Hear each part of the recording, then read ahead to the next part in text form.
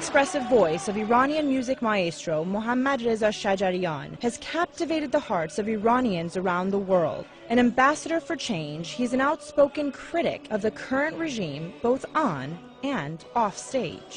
خب به هر حال هنر در ذات یک نوع اعتراضه. برای اینه که حکومت‌ها موقعی که هنر پا به عرصه تقابل میذاره ازش وحشت دارن میترسن. Shajarian sparked his own high-profile protest last year when he publicly objected to Iranian state TV and radio broadcasting one of his most popular anthems to celebrate the contested re-election of President Mahmoud Ahmadinejad. و خب من اجازه بهش نمیدم که اون از ابزار من علیه خود من استفاده بکنه. و این بود که من اعتراض کردم، گفتم شما حق ندارین چنین کار بکنید. این مال این زبان نیست، مال این زبان دیگه بوده. اگر لازم بود برای این زبان چیزی بخونم میخونم که خوندم. تفنگت را زمین بگذار، تفنگت را زمین بگذار، تفنگت را زمین بگذار، که من بیزارم از دیدار این خلوار ناهنجار. با مردم نمیشه از رفتار کرد، با مردم باز حرف زد. Wrapping up a recent world tour with a 16-member co-ed Shahnaz ensemble, he shared the stage with his daughter Mujgan, who is breaking traditional barriers with her solo singing, an act currently forbidden for women in Iran.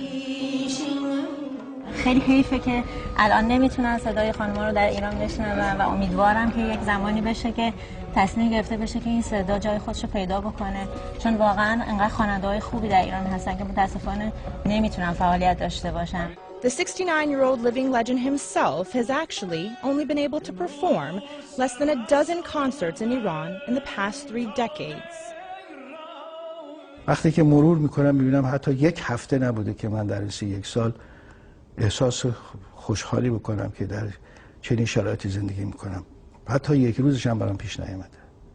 همیشه اون سایه تلخ من آزار داد. Despite the tumultuous times many still face in Iran, Shajarian continues to be a voice of change for those muted by the political and social unrest.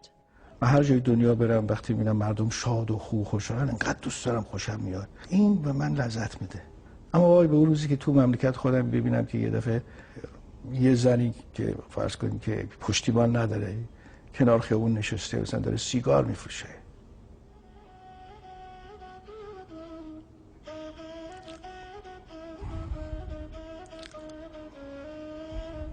این چیزها رو من نمیتونم ببینم.